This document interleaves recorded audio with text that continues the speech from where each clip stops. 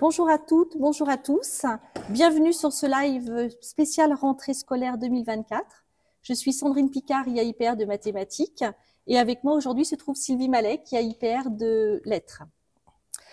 Dans le cadre de la réforme du choc des savoirs lancée par le gouvernement pour la rentrée 2024, l'Académie de Grenoble a construit un accompagnement des équipes de mathématiques et de lettres au niveau transversal, mais également au niveau disciplinaire, sur lequel nous allons échanger aujourd'hui.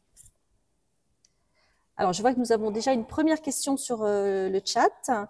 Alors, je la lis. Comment avez-vous intégré le travail mené dans l'académie ? Alors, l'accompagnement transversal des équipes a largement pris appui sur les travaux du CAREC. Le CAREC, c'est le Centre académique de ressources pour l'égalité des chances. Ces travaux, ça porte sur la question des profils d'engagement cognitif des élèves et pour leurs besoins spécifiques. Par ailleurs, les besoins qui étaient déjà au cœur du travail des enseignants deviennent une priorité dans le cadre de la constitution des groupes à la rentrée 24. Sur le plan disciplinaire également, des ressources ont été produites au printemps 23 en vue de la mise en place de l'heure de soutien-approfondissement en 6e. En français, comme en mathématiques, nous avions présenté des activités qui visaient à mieux prendre en compte les besoins des élèves. Cet accompagnement s'était bien sûr construit en articulation avec les plans lettres, les plans français et plans maths du premier degré qui sont mis en place depuis 2018. Je vois une nouvelle question qui apparaît sur le chat que je vous donne. Comment avez-vous pensé cet accompagnement ? Alors, en français, notre première action a d'abord consisté à produire des ressources immédiatement utilisables, comme par exemple des progressions communes, mais également un outil permettant de construire une progression commune en français, tout en préservant la liberté pédagogique de l'enseignant.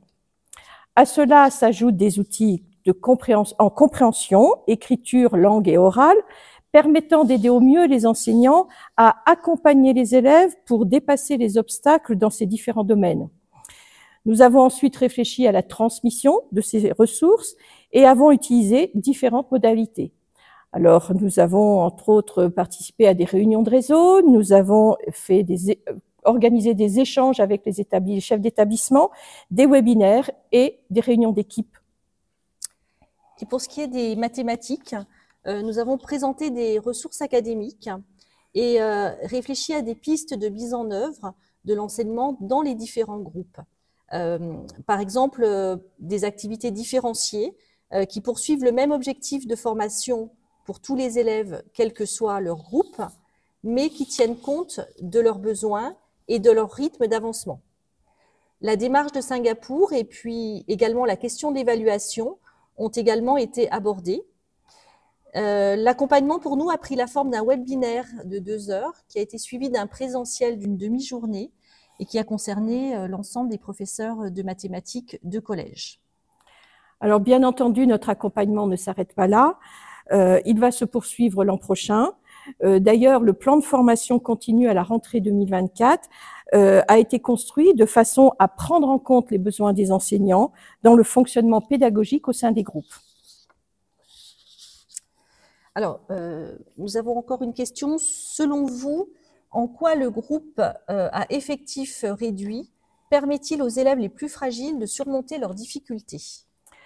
Alors, nous dirons que cela permet davantage de cibler les besoins des élèves, d'identifier plus finement ce qui fait obstacle aux apprentissages et donc d'apporter les réponses appropriées pour les aider à dépasser l'obstacle.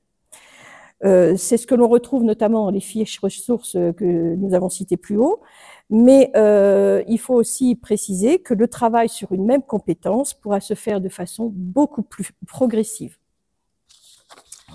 Alors, à titre d'exemple, en mathématiques, la manipulation, c'est une pratique qui peut vraiment permettre à certains élèves de reconstruire le sens de certaines notions clés. La verbalisation par les élèves également facilite le passage à l'abstraction. Donc, le travail en groupe à effectif réduit pourra permettre de mettre en place de telles approches pédagogiques. Nous allons pouvoir prendre une dernière question. Comment seront constitués les groupes ?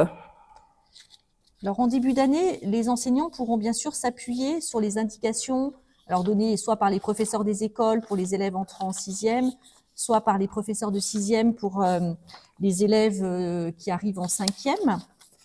Un peu plus tard, mais quand même relativement tôt dans l'année scolaire, les évaluations nationales pourront également servir de point d'appui. Alors bien évidemment, les besoins des élèves seront réévalués très régulièrement tout au long de l'année en fonction des compétences qui seront travaillées par période. Voilà, nous avons fini sur le chat. Les questions ont été intéressantes. Donc, nous allons vous dire au revoir pour aujourd'hui. Merci à vous. Merci de nous avoir suivis. Merci.